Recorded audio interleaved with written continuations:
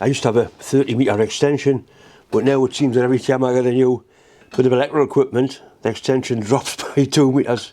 Anyway, I've got a bit of nice heavy 3-core wire, and I've put a bit of rubber fuel tubing on there just to protect it where it goes through the clamp and out through the back of the motor, because the original Wolf one was, that's it there, really badly perished.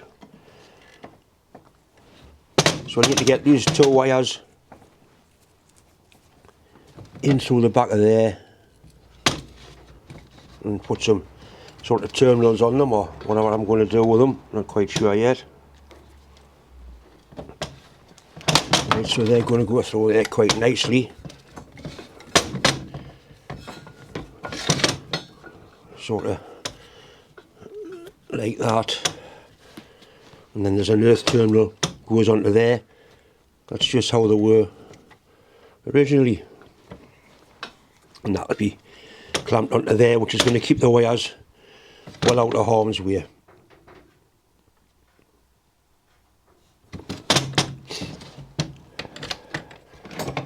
So we need to terminate these 2 wires to fit onto that switch. I left a little bit of insulation on. That one there's a red, so that's the live, and the other one's obviously the, the neutral.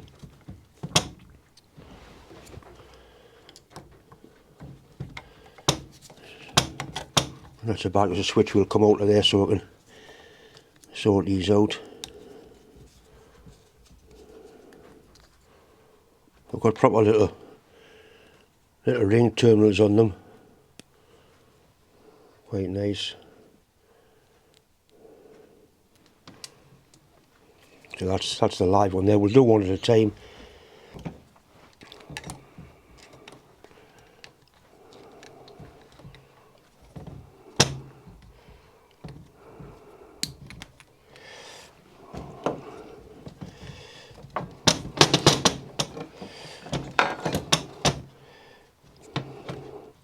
Unfortunately, the wearing pliers are at work. Don't worry, I'm sure we'll manage.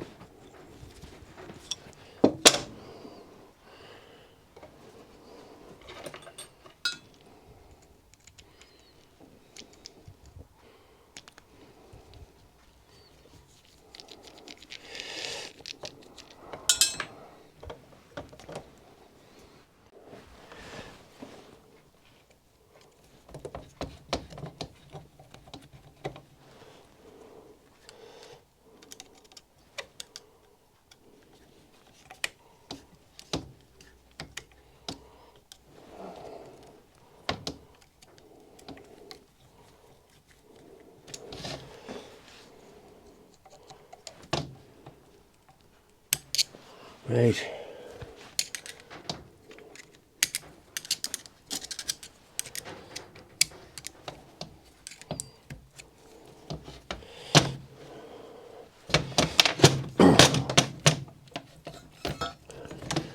So that's the 2 wires neatly held out of the way. Got the earth to put on. Right, and the earth goes onto that little point down there.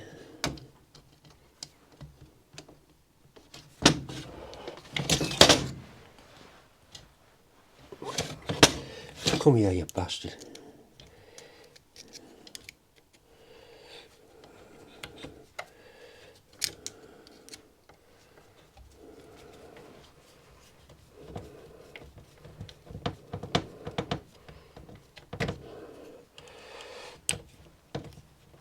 Right, and that'll be clamped into there, and the wires all held away nicely from any of the moving parts.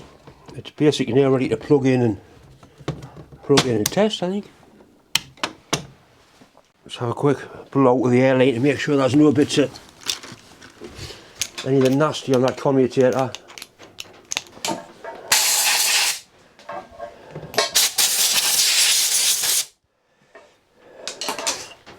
Right, we're ready for a test. That sounds a lot better than it did.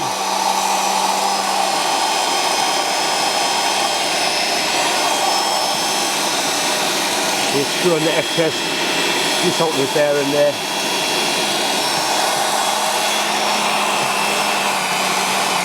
Quite a talky little motor that. I think it's rated at 8,000 RPM. Let it run for a little bit.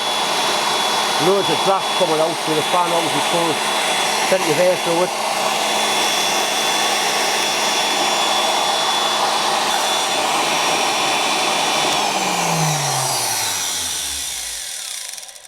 Right, so we're fairly happy with that.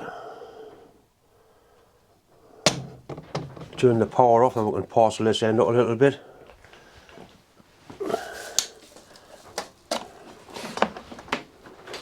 Always pull the plug out and you know it's turned off and nobody can flick the switch on when you're involved in things.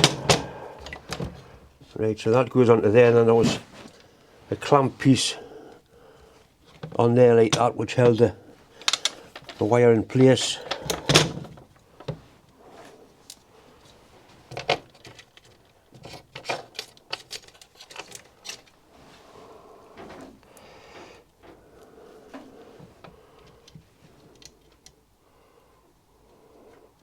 And that bit of rubber hose is going to protect it quite nicely from any sort of damage.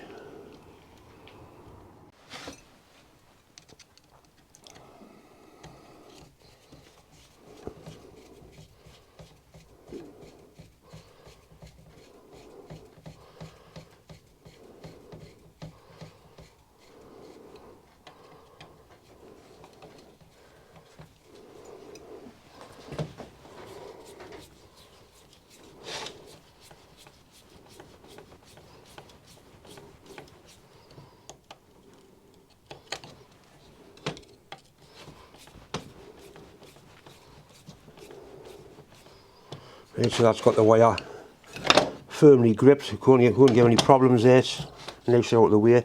I've got some electrical cleaner I'm going to spray into there just to make sure that commutator is clean and dry.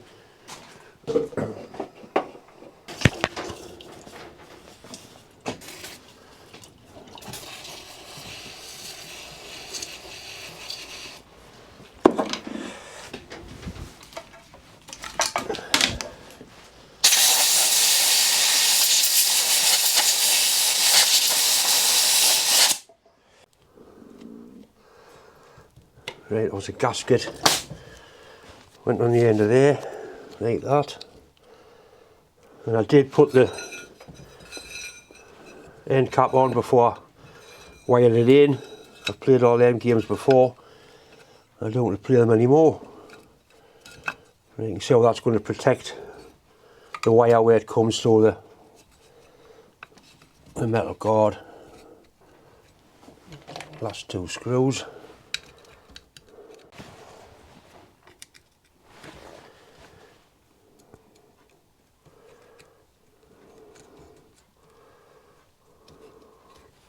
I've enjoyed doing this motor, very satisfying.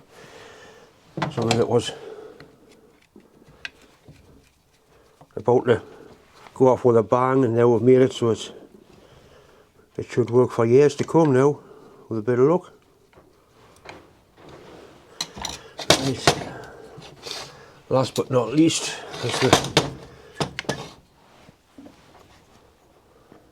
that bit goes onto the motor, onto there.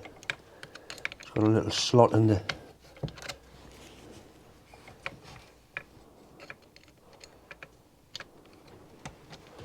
onto there, and there's a nut tightens that and pulls the switch up into place.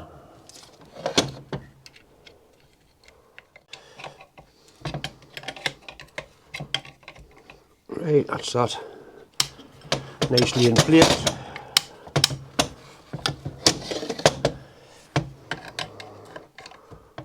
We'll power up again and make it work.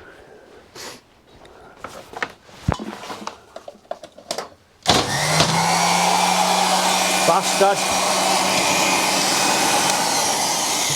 The quite what I had in mind. It was more like a more controlled power up I wanted.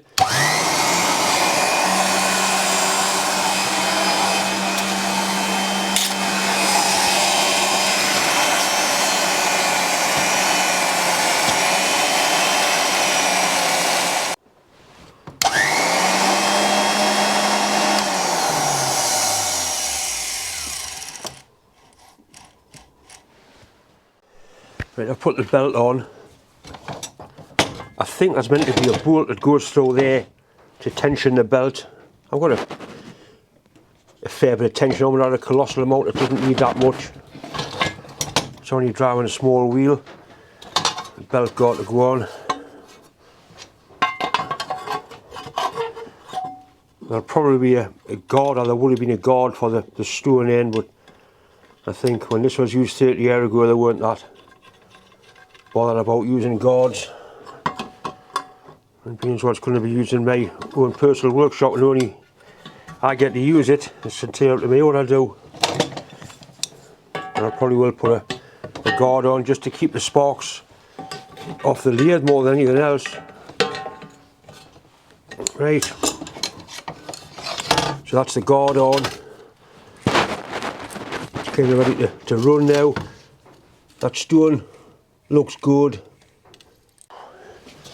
Right, power up, see what happens. Oh, it sounds nice, really nice.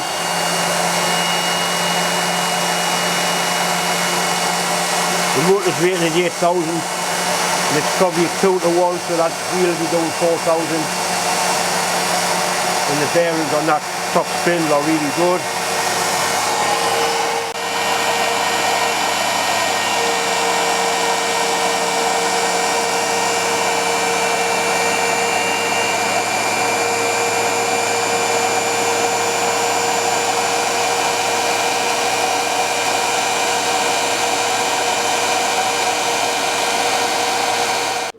That's how it mounts onto the lathe. It goes where the tool post normally goes. I'll probably make a new T-bolt and a new stud, but that's gonna, it should work quite nicely. And the bed is covered in cloth, and I'll rig a vacuum up so there's a hoover sucking all the sparks away, because we don't want any nasty grinding dust on the lathe bed. I also have to make some sort of an adapter up so I can get a diamond on to sharpen the wheel, and I'll be getting some new wheels.